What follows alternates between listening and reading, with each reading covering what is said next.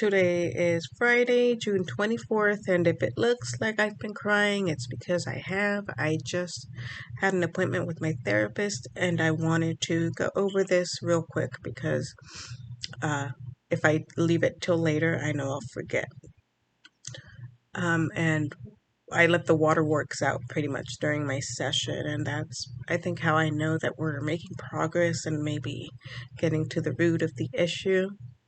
I think in my last video I mentioned how I feel chronically incompetent in every area of my life, and kind of like no matter how much I accomplish, it's not good enough, that I feel like small, like a child, and then today when I was talking to my therapist about that, I told her that when the twins that I'm tutoring, when her grandmother asked me if I was okay, that immediately triggered me and made me feel bad.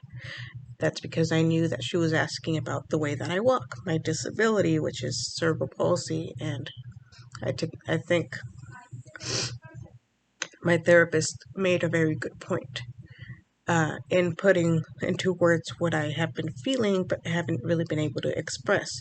The fact that I have a core belief in my subconscious that my disability makes me incompetent or incapable, or that because I have cerebral palsy, even though it's mild, that somehow makes me incapable. And I think that's a core belief that I have held throughout my childhood and even now.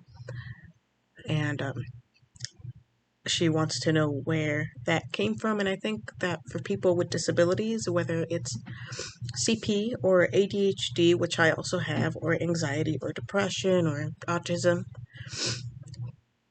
I think it's very easily to kind of adopt that core belief of yourself that because you're different, that makes you less than, right?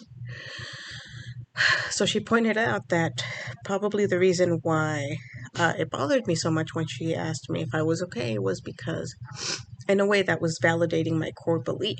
Like, oh, why would she be asking me if I was okay? It's kind of like saying that I don't look okay, or that I'm not enough, or am I capable to do this job because of my disability. So every time somebody points out the way that I walk or my physical disability in a way, whether positive or negative, like particularly negative instances, I hold on to those because those are instances in which my core belief that I'm not good enough because of my disability are validated. But that doesn't necessarily mean that it's true. It's just a core belief that I have to work on changing, right? And it's going to take a really long time, and a lot of mindfulness, and a lot of kind of trying to replace negative thoughts with more, not necessarily positive thoughts, but challenging those thoughts with evidence. Like, what evidence do I have that I'm not capable of tutoring this kid? What evidence do I have? And reminding myself that thoughts are just thoughts. They're not necessarily facts. So when I'm thinking that I'm incompetent or that I can't do something, to remind myself to say consciously, I'm having the thought that I'm incapable of doing this, but that doesn't mean necessarily that it's true. But anyway, yeah, so I think that we hit a nerve today, and I think we're probably finally starting to get down to the bottom of where all my issues stem from, which is my core belief that I'm incapable because of my physical disability, namely cerebral palsy. So that's all I kind of wanted to talk about today.